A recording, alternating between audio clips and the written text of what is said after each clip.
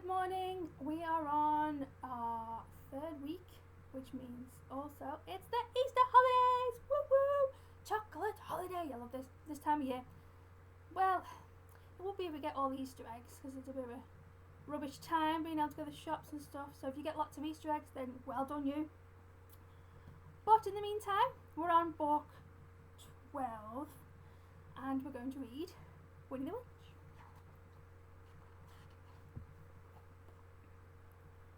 Winnie the Witch lived in a black house in the forest. The house was black on the outside and black on the inside. The carpets were black, the chairs were black, the bed was black, and it had black sheets and black blankets. Even the bath was black.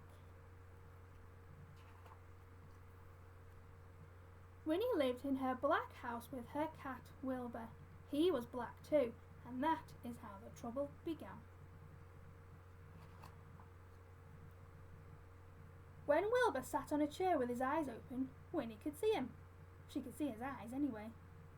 But when Wilbur closed his eyes and went to sleep, Winnie couldn't see him at all, so she sat on him. Poor Wilbur!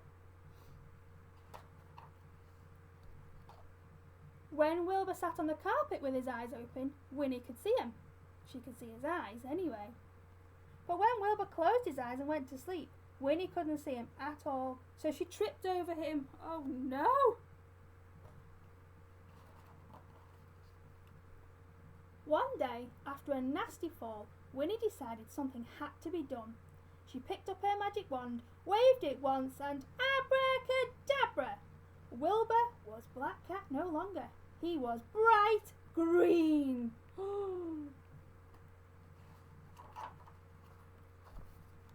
Now, when Wilbur slept on a chair, Winnie could see him. When Wilbur slept on the floor, Winnie could see him. And she could see him when he slept on the bed. But Wilbur was not allowed to sleep on the bed. There. Get off the bed, Wilbur! So Winnie put him outside in the grass. When Wilbur sat outside in the grass, Winnie couldn't see him, even when his eyes were wide open. Winnie came hurrying outside, tripped over Wilbur, turned 3 somersaults and fell into a rose bush.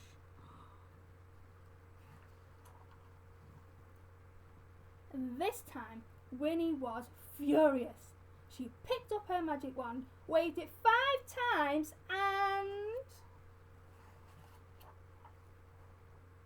abracadabra! Wilbur had a red head, a yellow body, a pink tail, blue whiskers, 4 purple legs, but his eyes were still green.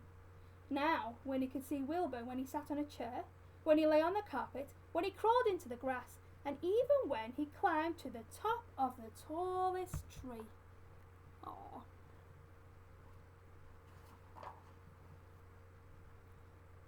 Wilbur climbed to the top of the tallest tree to hide.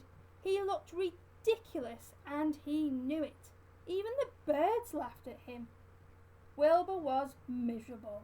He stayed at the top of the tree all day and all night.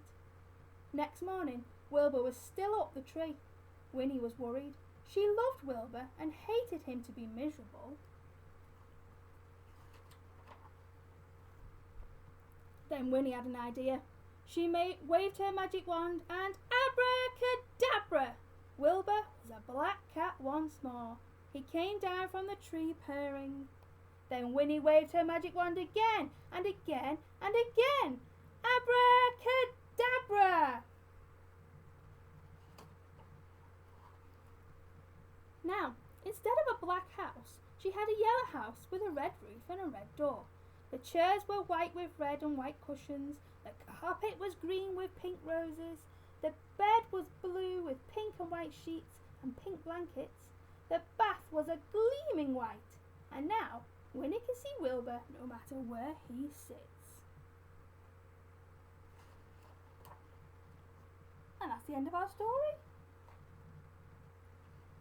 I've got loads of Winnie the Witch stories.